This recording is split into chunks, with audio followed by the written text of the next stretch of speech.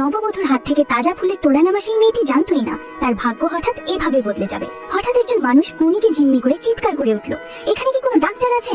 বন্ধুর চিন্তায় মেয়েটি বলল, আমি ডাক্তার। তাকে সঙ্গে সঙ্গে বড় বসের কেবিনে নিয়ে যাওয়া হলো। কয়েক ঘন্টা আগেই লোকটি গুলিবিদ্ধ হয়ে গুরুতর আহত হয়েছিল। জাহাজ তখন গভীর সমুদ্রে, হাসপাতালে যাওয়া অসম্ভব।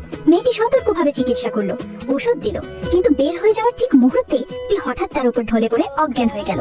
এক গদ্দার তার লোকেশন ফাঁস করে দিয়েছিল, তাই সে তড়িঘড়ি পালাতে বাধ্য হয়। তার শেষ কথা ছিল, ফিরে এসে তোমার দায়িত্ব আমি নেব। 5 বছর কেটে গেল, সে মেয়েটিকে খুঁজে পেল না।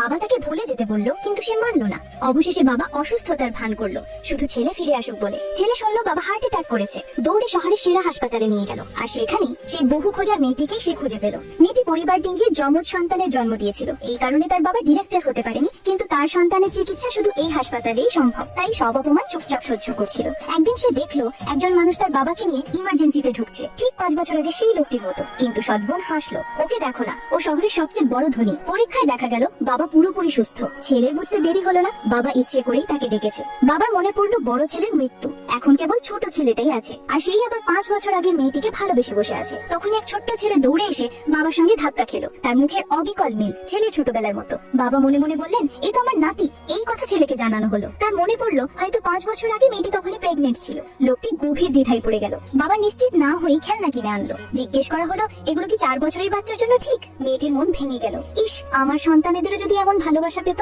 ঠিক তখনই বাবার মুখ ফ্যাকাশে হয়ে গেল, বুকে হাত, তীব্র ব্যথা। মানুষজন ভাবলো এও নিশ্চয়ই নাটক, কিন্তু সেই নারী সঙ্গে সঙ্গেই বুঝে গেল এটা সত্যিকারের হার্ট অ্যাটাক। সে দ্রুত জরুরি চিকিৎসা করে বৃদ্ধ লোকটির প্রাণ বাঁচালো। বাবা তাকে অনেক টাকা দিতে চাইলেন। অত্যন্ত টাকার দরকার থাকা সত্ত্বেও সে দৃঢ় কণ্ঠে বলল, কারো প্রাণ বাঁচানো আমার কর্তব্য। এই দৃশ্য দেখে সদবুলার ভিতর জ্বালা জেগে উঠল। সে এক অজুহাতে নারীটিকে সেখান থেকে সরিয়ে দিল।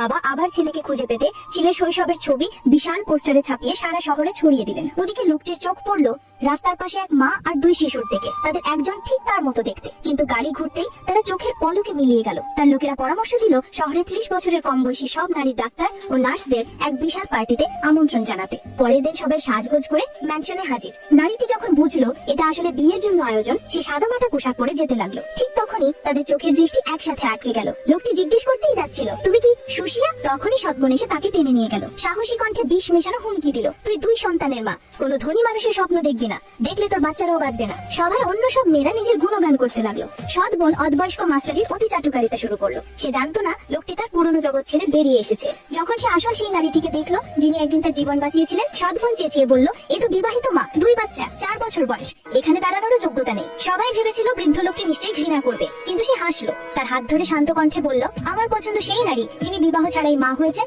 আর আমি বাচ্চাদের খুব পছন্দ করি, বিশেষ করে 4 বছরের বাচ্চাদের। হলঘর মুহূর্তেই হতবাক নিঃশব্দ হয়ে গেল।